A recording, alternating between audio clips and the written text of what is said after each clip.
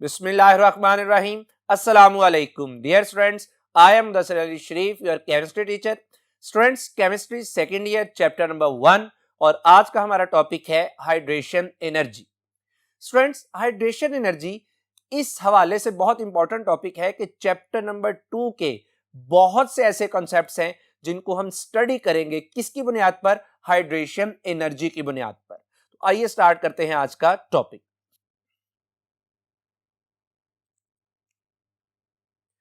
Students, hydration energy को पढ़ने से पहले मैं आपके साथ डिस्कस करना चाहता हूं that what is hydration. Student, hydration क्या चीज है? एक बात आज याद कर लीजिए कि जिस भी टर्म के एंड पर एशन आए, ATION आए, वो टर्म हमेशा किसी प्रोसेस के लिए यूज होती है. For example, sublimation, crystallization, filtration. तो जब भी एंड पे एशन आए तो टर्म किसके लिए यूज होगी? किसी प्रोसेस के लिए. दूसरा स्टूडेंट यहां पे है हाइड्रो. हाइड्रा मींस वाटर, यानी water which act as solvent. तो स्टूडेंट्स, अगर आप हाइड्रेशन को मिला के पढ़ें तो इसका मतलब क्या बनेगा कि ऐसा प्रोसेस जिसमें पानी एक्ट करता है किसके तौर पर? सॉल्वेंट के तौर पर. तो स्टूडेंट, इसकी डेफिनेशन फिर हम कर सकते हैं कि हाइड्रेशन क्या है? The process in which water molecules surround and interact with salute ions और मॉलिक्यूल्स. वो प्रोसेस जिसमें वाटर मॉलिक्यूल सैल्यूट आयंस या मॉलिक्यूल्स के साथ क्या करता है? उन्हें सराउंड करता है और अट्रैक्ट, यानी दो काम, सराउंड करता है और अट्रैक्ट करता है. That process is called hydration. Student, यहां पे एक और बात क्लियर कर लीजिए. मैंने बोला water molecule surround and interact. Student, अगर आप वाटर की जगह पे कोई और सॉल्वेंट लेते हैं जो कि सैल्यूट को सराउंड करे और अट्रैक्ट करे, then that process is called solvation. तो पता चला कि सॉल्वेशन एक जनरल टर्म है जो किसी भी solvent, ethyl alcohol, chloroform, benzene, किसी भी सॉल्वेंट के लिए यूज हो सकती है जब वो किसी सैल्यूट को सराउंड करे और इंटरेक्ट करे. लेकिन हाइड्रेशन की टर्म सिर्फ उस वक्त यूज होगी जब वाटर मॉलिक्यूल किसी सैल्यूट को सराउंड एंड इंटरेक्ट करे. तो then that process is called hydration. Student, suppose कि हमारे पास ये एक बीकर है.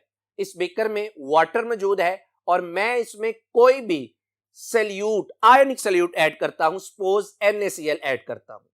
तो स्टूडेंट, क्या होता है कि फर्स्ट स्टेप में जब आप इसमें NaCl को ऐड करेंगे तो NaCl फर्स्ट स्टेप में डिसोसिएट होगा इनटू इट्स आयन, यानी Na+ सोडियम आयन और Cl- chloride ion. Second step में क्या होगा स्टूडेंट? ये जो पॉजिटिव और नेगेटिव आयंस बने हैं, वाटर मॉलिक्यूल, जैसे सोडियम की बात कर लें, वाटर मॉलिक्यूल इस सोडियम आयन को क्या करेगा? सराउंड करेगा और इनके साथ इंटरेक्शन शुरू कर देगा. यानी there exist the interaction between sodium ion and water molecule. Water is a polar, जो कि सोडियम पे पॉजिटिव चार्ज है, तो पानी अपने नेगेटिव पोल ऑक्सीजन के जरिए से इसके साथ इंटरेक्शन स्टार्ट कर देगा. And that interaction is called ion dipole attraction, because sodium is ion and water is dipole. Student, इसी तरह जो क्लोराइड है, इसके गिर्द भी पानी का मॉलिक्यूल सराउंड करेगा और इंटरेक्शन स्टार्ट कर देगा. इस केस में भी जो इंटरेक्शन है that is called ion dipole interaction. और स्टूडेंट, आपको मैं एक और बात बताता चलूं कि ये वही अट्रैक्शन है, आयन डाइपोल इंटरेक्शन, ये वही फोर्स है जो किसी भी आयनिक कंपाउंड को पानी में डिसॉल्व करने के लिए रिस्पॉन्सिबल होती है. यानी ionic compounds are soluble in water because of the ion dipole interactions. तो स्टूडेंट्स, यहां पे सोडियम और क्लोराइड के गिर्द पानी के मॉलिक्यूल सराउंड करते हैं with their respective pole. Positive के गिर्द नेगेटिव और नेगेटिव आयन के गिर्द पॉजिटिव पोल.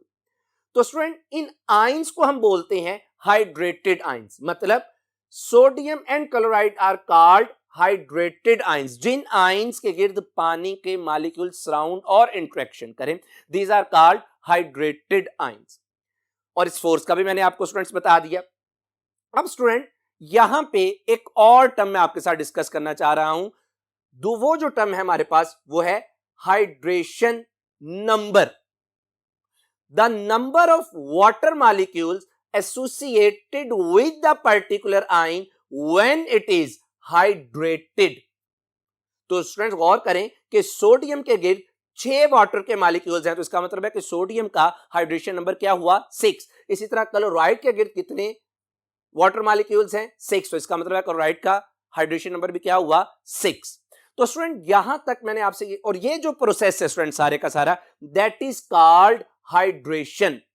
तो स्टूडेंट मैंने आपसे यहां पे 2-3 बातें कर दी। हाइड्रेशन किसी आयन को सराउंड करना, इंट्रैक्ट करना है, और जिस आयन के गिर्द ये सराउंड और इंट्रैक्शन होती है that is called hydrated ion.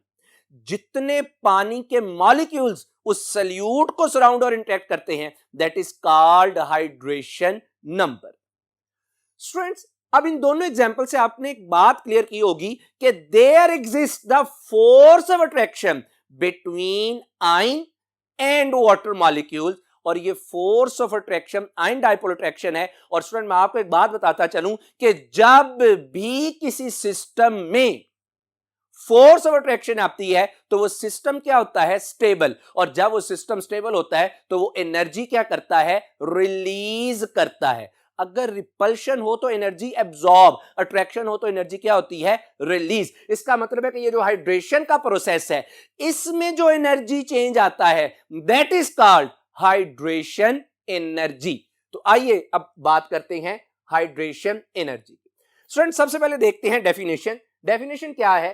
The heat absorb और इवॉल्व, यानी एब्जॉर्ब भी होती है इवॉल्व भी होती है when 1 mole of gaseous ions, यानी गैस की हालत में जो ion, when 1 mole of gaseous ion dissolve in water. चूंकि स्टूडेंट मैंने अभी बात की वाटर स्पेसिफिक है क्योंकि हम पढ़ क्या रहे हैं hydration energy, to give an infinitely dilute solution. Infinitely dilute solution. तो स्टूडेंट मैं सबसे पहले आपके साथ बात करना चाहता हूं कि sir what is infinitely dilute solution. Students infinitely dilute solution क्या है? वैसे आपको पता है कि डाइल्यूट सॉल्यूशन क्या होता है, जिसमें सॉल्वेंट की मिकदार बहुत ज्यादा हो। तो मैं इसको ऐसे डिफाइन कर सकता हूं, द स्टेट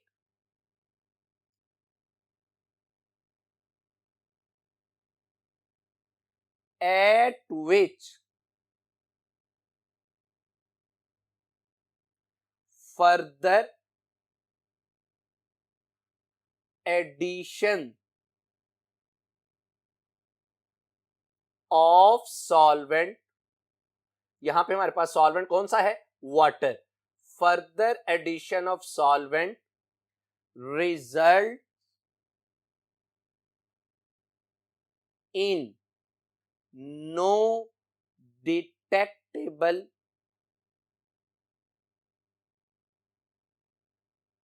जिसको डिटेक्ट किया जा सके, मेजर किया जा सके, नो डिटेक्टेबल हीट चेंज, यानी इतना सॉल्वेंट ऐड कर दे कि मजीद हीट में कोई चेंजिंग ना आए। स्टूडेंट मैं आपको इसको बड़ा सिंपल तरीके से समझाता हूं। फर्ज कर लीजिए कि हमारे पास 1000 हाइड्रोजन आयन है, H पॉजिटिव आयन्स है। मैं उनके अंदर क्या करता हूं वाटर को ऐड करता हूं, तो हो सकता है कि 1000 H पॉजिटिव आयन में से 600 H पॉजिटिव आयन्स को पानी के मॉलिक्यूल सराउंड करें और इंट्रैक्ट करें। तो जब वो इंट्रैक्ट करेंगे तो वहां से क्या रिलीज होगी energy, that is called hydration energy. लेकिन स्टूडेंट गौर कीजिएगा कि 600 को सराउंड किया, अभी भी 400 बाकी है। जब मैं उसमें मजीद वाटर ऐड करता हूं तो माइट भी पॉसिबल क्या होगा कि लेट्स सपोज मजीद 300 हाइड्रोजन आयन्स को वाटर मॉलिक्यूल क्या कर लेते हैं सराउंड। लेकिन सर गौर कीजिएगा कि मैंने दोबारा सॉल्वेंट ऐड किया, अभी भी 100 हाइड्रोजन आयन्स ऐसे हैं जिनको अभी तक वाटर मॉलिक्यूल ने सराउंड नहीं किया। तो जब मैं उसके अंदर मजीद वाटर ऐड करूंगा तो एक वक्त आएगा कि जितने भी हाइड्रोजन आयन्स हैं वो सारे के सारे hydrogen ions are surrounded by the water molecules, और जब उन तमाम आयन्स को वाटर मॉलिक्यूल सराउंड कर लेगा और इंटरेक्ट कर लेगा तो हम कहेंगे कि यहां पे फोर्स ऑफ अट्रैक्शन क्या हो गई मैक्सिमम हो गई, यहां पे हाइड्रेशन क्या हो गई मैक्सिमम हो गई। तो यहां पे जो एनर्जी रिलीज होगी वो भी क्या होगी मैक्सिमम होगी। यानी इसके बाद जब आपके सारे आयन्स हाइड्रेट हो गए, जब आपने मैक्सिमम सॉल्वेंट ऐड कर दिया, इस स्टेट के बाद, जैसे आप इनफिनाइट डिल्यूशन की स्टेट कह रहे हैं, अगर इस स्टेट के बाद आप मजीद सॉल्वेंट ऐड करते हैं तो फिर उसमें कोई हीट चेंज नहीं आएगी, क्योंकि अब हमारे सारे के सारे आयंस क्या हो चुके हैं, हाइड्रेटेड हो चुके हैं। तो इस वजह से हम बात करते हैं इनफिनाइट डिल्यूशन, यानी मजीद कोई हीट में चेंज ना आए। स्टूडेंट्स अब आ जाइए, चूंकि हाइड्रेशन एनर्जी एक एनर्जी है तो डेफिनेटली इसका यूनिट वही होगा जो कि एनर्जी का है, यानी किलो जाउल पर मोल, या स्टूडेंट्स किलो कैलोरीज पर मोल। और स्टूडेंट्स अगर आप एग्जांपल की बात करें तो जैसे मैंने अभी आपसे एग्जांपल एक शेयर भी की कि जैसे हमारे पास हाइड्रोजन आयन है, H पॉजिटिव आयन, तो जब आप इसको बहुत ज्यादा वाटर में ऐड करते हैं, N इज लार्ज नंबर, तो स्टूडेंट्स यहां से हमारे पास एक इनफिनाइटली डाइल्यूट सॉल्यूशन यानी H3O पॉजिटिव बनता है, और इस दौरान जो एनर्जी रिलीज होती है that is called hydration energy. और स्टूडेंट याद रखिएगा कि हाइड्रेशन एनर्जी को जाहिर किया जाता है H, स्मॉल h से, और H पॉजिटिव के केस में इसकी वैल्यू है 1075 किलो जाउल पर मोल। स्टूडेंट्स अब डिस्कस करते हैं कि कौन से ऐसे फैक्टर्स हैं जो हाइड्रेशन एनर्जी पर क्या करते हैं, इफेक्ट करते हैं। तो स्टूडेंट याद रखिएगा, hydration energy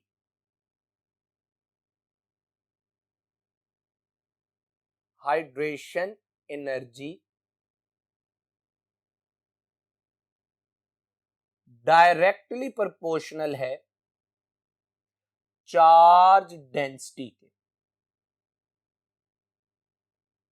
hydration energy directly proportional है चार्ज डेंसिटी के। स्टूडेंट याद रखिएगा कि चार्ज डेंसिटी को हम एक और नाम भी देते हैं, दैट इज, ये आपकी इंफॉर्मेशन के लिए बता रहा हूं, आयोनिक पोटेंशियल।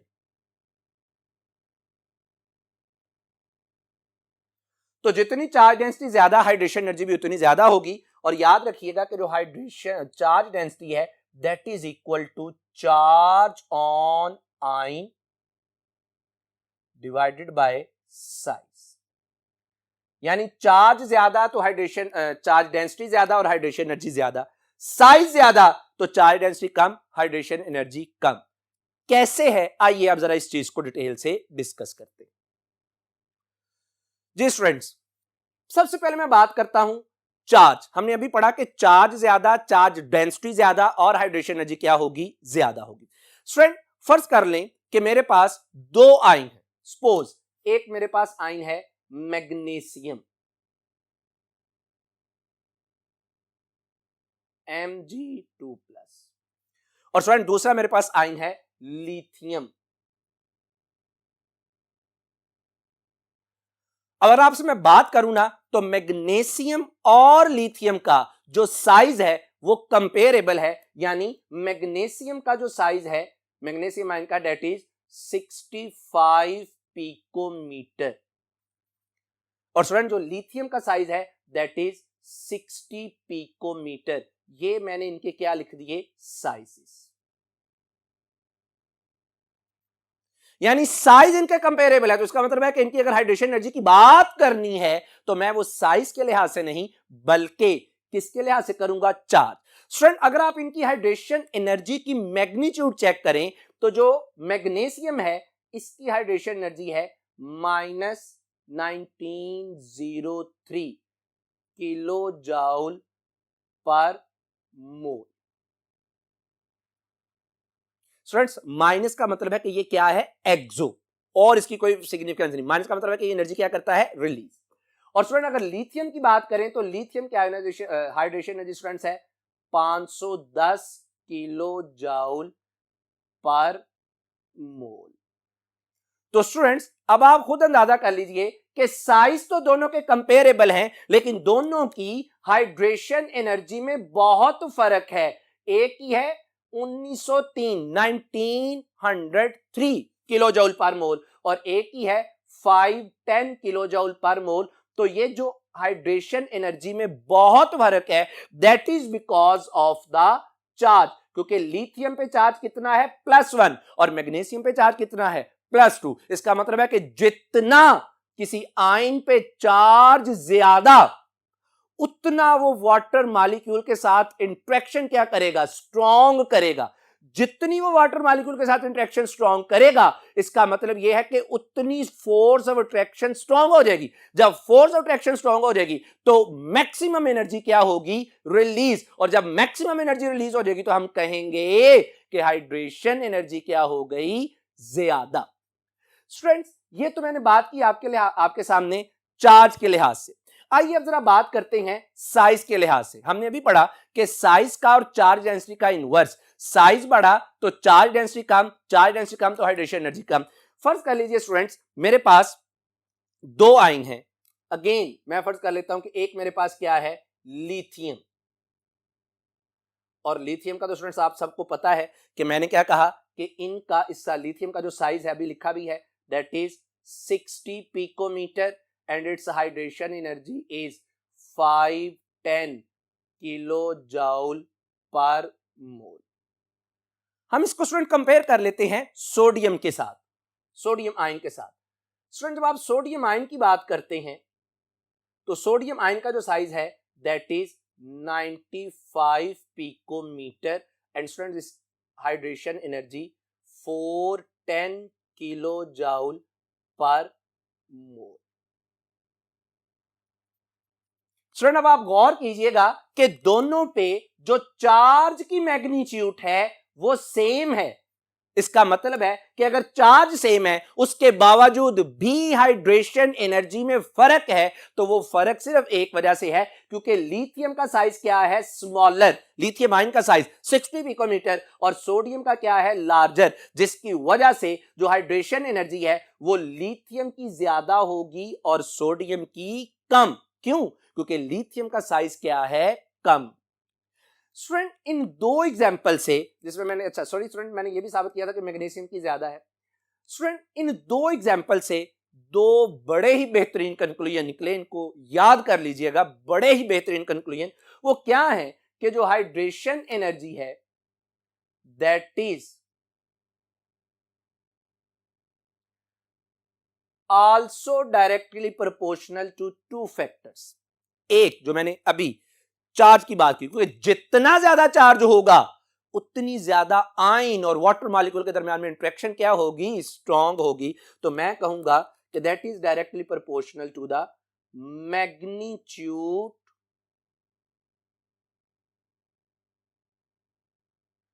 ऑफ अट्रैक्शन किस किस के दरमियान, between water and gaseous ion. तो जितनी अट्रैक्शन ज्यादा हाइड्रेट, उतनी ज्यादा स्टेबिलिटी, उतनी ज्यादा एनर्जी रिलीज होगी, हाइड्रेशन एनर्जी भी उतनी ज्यादा होगी। दूसरा student that is directly proportional to the number of water molecules surrounded bye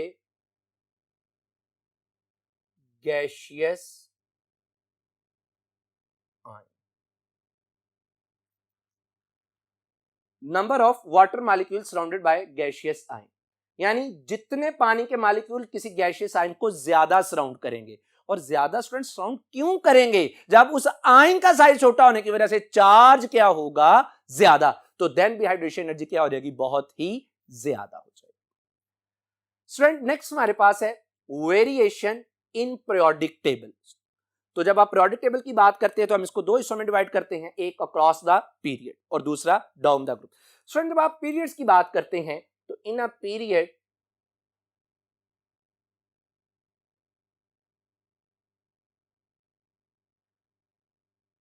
from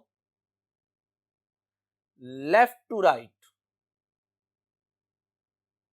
left to right जाते हुए जरा खुद सोचिएगा, लेफ्ट टू राइट जाते हुए क्या होता है? लेफ्ट टू राइट जाते हुए अगर आप मेटल्स की ही बात कर लें या किसी भी जनरल पीरियड की बात कर लें तो लेफ्ट टू राइट जाते हुए साइज क्या करता है?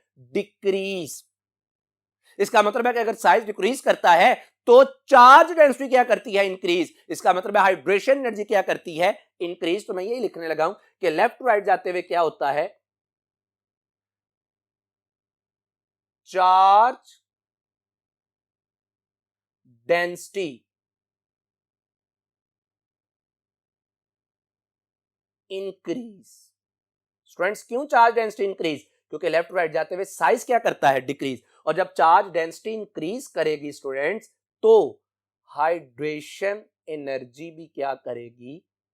इंक्रीज। स्टूडेंट इसकी मिसाल ऐसे ले लीजिए जैसे मेरे पास थर्ड पीरियड में मौजूद 3 आयंस। कौन कौन से स्टूडेंट्स? जैसे एक मेरे पास है सोडियम, एक स्टूडेंट मेरे पास है मैग्नीशियम, और स्टूडेंट एक मेरे पास है एल्यूमिनियम। अब मैं ये थर्ड पीरियड की बात कर रहा हूं, लेफ्ट टू राइट मूव कर रहा हूं। तो स्टूडेंट लेफ्ट टू राइट जाते हुए अगर आप गौर करें तो जो सोडियम है, सोडियम का साइज आपने अभी पढ़ा, सोडियम का साइज सिंपली कितना है? 95 पिको। स्टूडेंट सारे साइजेस पिकोमीटर में, पिकोमीटर। मैग्नीशियम का 65 पिकोमीटर, एल्यूमिनियम का 50 पिकोमीटर। तो जरा गौर करें कि लेफ्ट टू राइट जा रहे हैं जब आप लोग तो साइज क्या कर रहा है? डिक्रीज कर रहा है। और अगर आप इनकी हाइड्रेशन एनर्जी की बात करें तो जो सोडियम की हाइड्रेशन एनर्जी है that is -410 kilo joule per mole. Students ये यूनिट सबके लिए सेम है। और मैग्नीशियम की आपने अभी पढ़ी कितनी है? That is -1903। और स्टूडेंट जो एल्यूमिनियम की आयोनाइजेशन एनर्जी है दैट इज -4613। तो स्टूडेंट इसका क्या मतलब हुआ कि जैसे ही लेफ्ट टू राइट जाएंगे हाइड्रेशन एनर्जी भी क्या करेगी? इंक्रीज करेगी।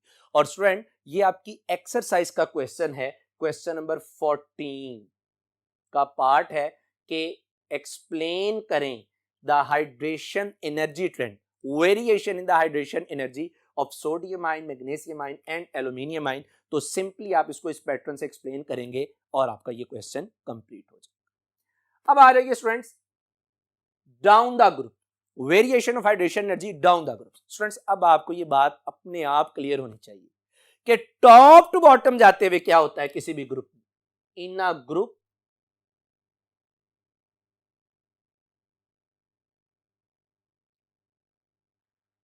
टॉप टू बॉटम, जब आप किसी भी ग्रुप में टॉप टू बॉटम मूव करते हैं तो स्टूडेंट्स बताइएगा साइज क्या करता है? इंक्रीज। किसी भी ग्रुप में मौजूद जो वैलेंस शेल में मौजूद इलेक्ट्रॉन्स हैं उनकी ज़ात क्या होती है? सेम। तो हम कह सकते हैं कि चार्ज भी क्या हो सकता है? सेम। लेकिन साइज क्या करता है? इंक्रीज। और जब साइज इंक्रीज करेगा तो चार्ज डेंसिटी क्या करेगी? डिक्रीज। तो मैं यही बात लिखने लगा हूं कि चार्ज डेंसिटी क्या करती है? डिक्रीज। स्टूडेंट्स जब चार्ज डेंसिटी डिक्रीज करेगी तो अंडरस्टूड सी बात है कि हाइड्रेशन एनर्जी भी क्या करेगी? डिक्रीज करेगी। Hydration energy also decrease. Student इसको ऐसे समझ लीजिए जैसे कि मेरे पास हेलाइड आयन, हेलाइड आयन, मैं आपकी आसानी के लिए आपको एग्जांपल कोड कर देता हूं। Halide ion. स्टूडेंट्स हेलाइड्स में आपको पता है कौन कौन से आयन्स हैं?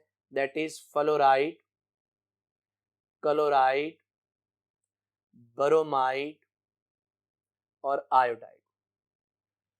स्टूडेंट अगर आप इनके आयोनिक रेडियस की बात करें, ionic radius students that is in picometre, ये पिकोमीटर में। तो स्टूडेंट जो फ्लोराइड है इसका आयोनिक रेडियस है 136, जो क्लोराइड है इसका आयनिक रेडियस है 181 पिकोमीटर। जो ब्रोमाइड है इसका आयनिक रेडियस है 195 और आयोडाइड का है 260। तो स्टूडेंट अगर आप गौर करें कि टॉप टू बॉटम जाते हुए रेडियस क्या कर रहा है, आयनिक रेडियस क्या कर रहा है, इंक्रीज, तो हाइड्रेशन एनर्जी क्या करनी चाहिए, डिक्रीज, और वाकई ही ऐसे है। अगर आप हाइड्रेशन एनर्जी की बात करें that is in kilo joule per mole. तो स्टूडेंट अगर फ्लोराइड की हाइड्रेशन एनर्जी की बात करें तो फ्लोराइड की हाइड्रेशन एनर्जी है -431 किलो जूल पर मोल। क्लोराइड की हाइड्रेशन एनर्जी है -313 किलो जूल पर मोल। ब्रोमाइड की हाइड्रेशन एनर्जी है -284 किलो जूल पर मोल। और स्टूडेंट आयोडाइड की हाइड्रेशन एनर्जी है -247 किलो जूल पर। तो स्टूडेंट यहां से भी ये बात जस्टिफाई हो जाती है कि साइज के बढ़ने से हाइड्रेशन एनर्जी क्या कर जाती है, डिक्रीज। स्टूडेंट्स अब मैं आपके साथ बहुत ही इंपॉर्टेंट कॉन्सेप्ट डिस्कस करने जा रहा हूं जिसका मैंने लेक्चर के स्टार्ट में जिक्र किया था कि जो हाइड्रेशन एनर्जी है ये इतना इंपॉर्टेंट कॉन्सेप्ट है कि चैप्टर नंबर 2 के बहुत से ऐसे टॉपिक हैं जिनके कॉन्सेप्ट्स को हम समझेंगे किसके जरिए से, हाइड्रेशन एनर्जी के जरिए से। यानी मैं बात कर रहा हूं applications of hydration energy. Students दो एप्लीकेशन आपके सामने पेश करूंगा। सबसे पहली है solubility of ionic compounds. Students ionic compound की पानी में सॉल्युबिलिटी, यानी आप आयोनिक कंपाउंड की हाइड्रेशन एनर्जी को स्टडी करके बता सकते हैं कि वो आयोनिक कंपाउंड पानी में सॉल्युबल है या नहीं, या स्पेरिंगली है या बहुत ज्यादा सॉल्युबल है। स्टूडेंट्स याद रखिएगा इसमें जो पहला पॉइंट मैं डिस्कस करूंगा that is if hydration energy is greater than latest energy. Latest energy आपको पता है ऑपोजिट आयंस जब आपस में मिलते हैं आयनिक कंपाउंड बनाने के लिए तो जो एनर्जी रिलीज होती है। If hydration energy is greater than lattice energy, then the ionic solute is soluble in water. दूसरा पॉइंट स्टूडेंट्स, अगर hydration energy is less than lattice energy, then the ionic compound is insoluble in water or very slightly soluble in water or very slightly soluble in water. तीसरी बात, अगर hydration energy बराबर है किसके, latest energy के, इसका मतलब है both the ionic compound and water molecules are in equilibrium with each other. जी स्टूडेंट्स, तो मैंने ये जो आपके सामने एप्लीकेशंस रखी हैं मैं आपको इनको जरा जस्टिफाई कर देता हूं एग्जांपल्स की मदद से। स्टूडेंट्स मैंने ये जो आपके सामने एक टेबल रखा है इसमें एक तरफ आयोनिक कंपाउंड है, सेकंड कॉलम में मैंने उसकी लेटेस्ट एनर्जी लिखी है, थर्ड कॉलम में मैंने उसकी हाइड्रेशन एनर्जी लिखी है और फोर्थ कॉलम में मैंने इसकी सॉल्युबिलिटी लिखी है। स्टूडेंट सबसे पहले मैंने लिखा है लिथियम क्लोराइड। तो अगर आप गौर करें तो लिथियम क्लोराइड की जो लेटेस्ट एनर्जी है that is -833 kilo joule per mole. और स्टूडेंट्स जो लिथियम क्लोराइड की हाइड्रेशन एनर्जी है that is 883 kilo joule per mole. तो स्टूडेंट आप गौर कर रहे हैं कि जो हाइड्रेशन एनर्जी है, माइनस का मतलब है कि रिलीज हो रहा है, जो हाइड्रेशन एनर्जी है वो लेटेस्ट एनर्जी से क्या है, ज्यादा। इसका मतलब है कि इसकी पानी में सॉल्युबिलिटी भी क्या है, ज्यादा। और वाकई इसकी सॉल्युबिलिटी को हम ज़ाहिर करते हैं grams of solute per 100 ml of water. तो स्टूडेंट इसकी जो पानी में सॉल्युबिलिटी है that is 63.5 kilo joule, sorry 63.5 grams. इसी तरह स्टूडेंट अगर आप देखें सिल्वर क्लोराइड, तो सिल्वर क्लोराइड की जो लेटेस्ट एनर्जी है that is -916 kilo joule per mole.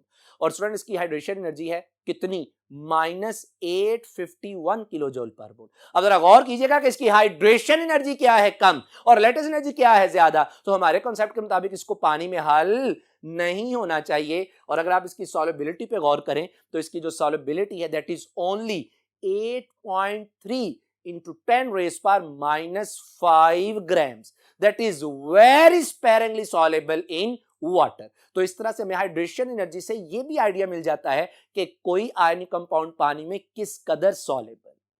Students अब चलते हैं इसकी सेकंड एप्लीकेशन की तरफ, formation of hydrates. Student, hydrate क्या है? जिसमें वाटर मॉलिक्यूल अटैच हो with a solute ion. Student याद रखिएगा, जितनी किसी आयन की हाइड्रेशन एनर्जी ज्यादा होगी, इसका मतलब यह होगा कि उसके जो साल्ट्स प्रोड्यूस होंगे दे आर वेरी हाइड्रेटेड।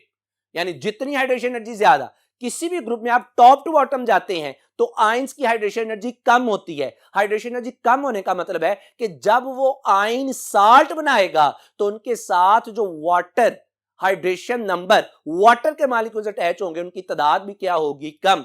जैसा कि स्टूडेंट लिथियम के almost all salts are hydrated because lithium has very high charge density hydration energy. Sodium की बात करें, many of the salts, not all, many of the salts of the sodium are hydrated, यानी उनके साथ water of crystallization attach है, जैसे sodium carbonate. इसी तरह स्टूडेंट अगर आप बात करते हैं फर्स्ट ए ग्रुप में रुबिडियम और सीजियम की, दे फॉर्म रेयरली मैं ना बहुत ही कम हाइड्रेटेड साल्ट्स। तो स्टूडेंट्स आज के इस लेक्चर में हमने हाइड्रेशन एनर्जी को बहुत डिटेल से डिस्कस किया और इसका मैंने लिंक भी जोड़ने की कोशिश की कि हम फर्दर चैप्टर नंबर 2 में इसको यूज करेंगे विद रिस्पेक्ट टू सॉल्युबिलिटी। उम्मीद है कि आपको आज की बातें क्लियर हुई होंगी। अल्लाह सुब्हानहू व तआला आप पे अपना रहम करम फजल फरमाए। अस्सलामु अलैकुम।